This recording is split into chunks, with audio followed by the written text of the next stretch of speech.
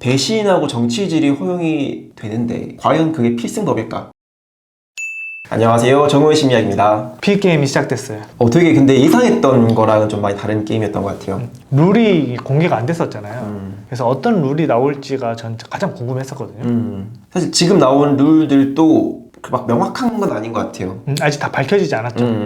그래서 룰이 하나하나 나올 때마다 이게 재미적인 요소가 또 가미될 것 같긴 하더라고요. 그러니까 매일 다른 머니 챌린지가 나오고 그걸 수행하는 과정에서 상대방의 돈을 뭐 가져올 수도 있고 줄 수도 있고 뭐 반전이 생기겠죠, 계속. 근데 이제 티저를 볼 때부터 나왔던 게 이 게임에 참가하는 동안에는 어떠한 것도 다 허용된다. 배신, 정치 이런 게 다 허용된다. 아주 흥미진진할 수 있도록. 네, 아주 광고가 자유제 매운맛이었어요. 근데 저는 그걸 보면서 좀 이런 의문이 생기더라고요. 배신하고 정치질이 허용이 되는데 과연 그게 필승법일까? 사실 이제 단기적으로 봤을 때 배신하고 정치질하는 게 내가 우승으로 좀 더 가깝게 이끈다고 느낄 수는 있지만 근데 결과적으로 보면 사실 그게 아닐 수도 있거든요. 이거에 대한 실험들도 있지 않나요? 그죠. 그러니까 사회 실험이죠. 그러니까 요 게임 장면하고 조금 괴리가 있을 수도 있는데 그러니까 사회 구성원들이 어떻게 이루어져 있냐. 기버, 주는 사람, 테이커, 착취하는 사람 그리고 그 둘을 모두 가지고 있는 주는 만큼 받는 이 중도파들. 근데 이 중도파들이 사실상 대부분을 차지하고 있고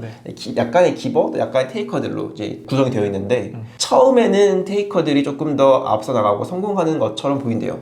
왜냐하면은 당연히 다른 사람들을 착취하고 자기가 원하는 목적을 위해서 수단과 방법을 가리지 않기 때문에. 근데 사실 시간이 지나고 정말 그 꼭대기 최고의 성취를 이룬 사람들을 봤더니 생각보다 테이커보다는 기버들이 많았다라는 거였거든요.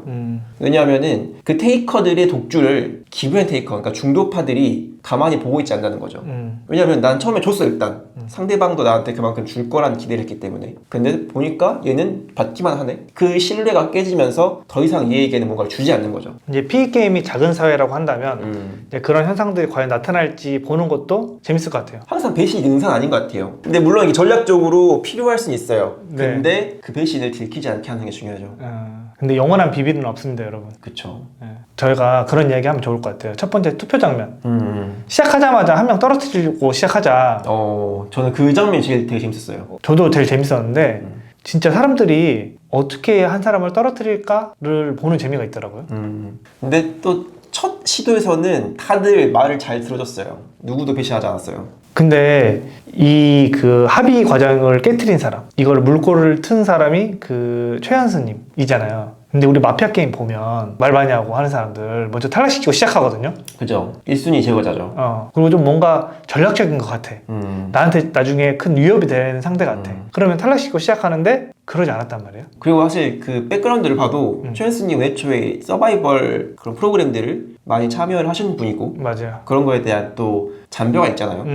그렇기 때문에 더 뭔가 요주의 인물로 이제 찍혀있을 가능성이 있는데 그러한 상황에서 어쨌든 소신 발언을 하신 거죠. 그래서 최현수님이 탈락할 줄 알았는데 그게 아니라 가만히 있는 이나영님이 탈락했단 말이에요. 근데 여기에서 이나영님을 탈락하는 가장 그 크리티컬한 문장을 말하신 분이 허준영님의 한마디가 사람들의 심리를 다 작동시킨 것 같아요. 저는 게임할 때 제일 뭔가 어디에 해야 될지 모르겠던 사람 찍었습니다. 만약에 허준영님이 이제 그 자리에서 저는 뭐 게임에 어떻게 할 수 없는 사람을 뽑았어요 라고 했을 때 그 말을 하지 않았다면 사실 제 생각에 그 자리에서 탈락자는 그 최현승님이 됐을 가능성이 높았을 것 같아요. 그러니까 그런 것 같아요. 보면 나는 탈락하기 싫고 누가 탈락할지 모르는 상황에서 이 사람이 누굴 찍었는지 우리는 알잖아요. 그죠. 그러면 내가 탈락하지 않으려면 이 사람이 찍은 사람을 내가 찍어야 투표는 되는 거고. 허준영님이 그 자리에서 너무 대놓고 힌트를 준 거잖아요. 난 누구를 찍었다.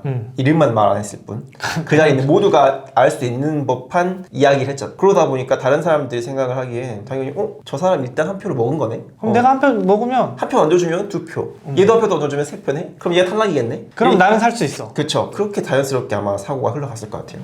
그랬는데 이나영님이 탈락됐단 말이에요. 그리고 나서. 근데 이나영님이 사실은 정말 어이가 없었을 것 같아요. 왜냐면 저는 진짜 한 시간 동안 아무것도 한 게 없거든요. 근데 내가 탈락됐다는 거예요. 그러니까 오히려 처음에 가만히 있는 사람들은 오히려 처음엔 잘 살걸요 또. 가만히 있는 사람이 죽었어요. 죽었어. 이제 우리가 언제 화, 분노 이런 부정적인 감정들이 많이 생기냐면 보통 두 가지가 있죠. 첫 번째가 뭐죠? 첫 번째는 그 통제할 수 없는 상황일 때 보통 화가 많이 생기죠. 두 번째는 나는 아무 잘못도 안 했는데 나한테 해가 됐을 때 나는 진짜 아무것도 한 것도 없어. 근데 내가 죽었단 말이에요? 얼마나 갑자기 어이가 없고 짜증나고 화나있어요. 사실 그 둘 다 한 거죠. 그 상황을 어떻게 내가 통제할 수 있었던 것도 아니고 본인은 전혀 어떤 찍힐 만한 행동을 한 게 없는데 갑자기 표적이 돼가지고 탈락을 했다고 하니까 그래가지고 지하실에 내려왔는데 나중에 투표 용지를 전부 다 보니까 거의 몰표 받은 거예요. 몰표. 이거는 화가 막 엄청 났는데 막 기름 부은 거랑 똑같거든요. 제 생각에는 7표 나왔기 때문에 보여준 것 같아요, 제작진이. 아, 더 분노를 가미시키기 위해서. 그렇죠. 왜냐면 생각을 해봐요. 만약에 내가 뭐 2표로 떨어졌어, 3표로 떨어졌어. 그럼 좀 덜 억울하죠. 그죠? 봤을 때 그냥 한 명 더 찍었구나. 뭐 나쁜 놈 새끼들이 한 명 날 다 찍었네? 이 정도로 끝나는데 딱 보니까 뭐 거의 나쁜 다 찍은 거야. 그래서 그 제작진들이 세팅해 놓은 걸 보면서 되게 경주고 약준다 이렇게 느꼈던 게 피자 박스를 이렇게 아, 그니까. 그 하나에 한 판 접어서 돈 얼마 안 하잖아요. 근데 그 또 분노를 다스리는 방법 중에 또 좋은 방법이 그 마음 챙김이라고 굉장히 심리에서 핫한 맞아요. 그런 게 있어요. 마음 챙김이 이제 자기 마음을 자극하는 건데 기법 중에 하나가 이제 약간 그런 식의 반복된 동작들 하는 거 그런 것도 있단 말이에요. 근데 이게 피그 게임이 엄청 힘들 것 같아요, 저 같으면. 왜냐면 이 정서적인 싸움이 피로도가 엄청 나거든요. 저는 좀 불안한 게 있어요. 사실 또 이것도 참가자들이 뭔가 시청자들에서 좀 만신창이가 되지 않을까 하는 좀 걱정이 사실 있거든요. 뭐 악플에 시달린다든지. 그래서 앞으로 또 피해게임 회차가 방송이 되면은 거기에서 이야기할 수 있는 재밌는 소재거리들을 찾아서 이야기해보는 시간을 갖도록 하겠습니다. 감사합니다, 여러분. 네. 그러면 저희는 다음 영상에서 뵙도록 하겠습니다. 감사합니다.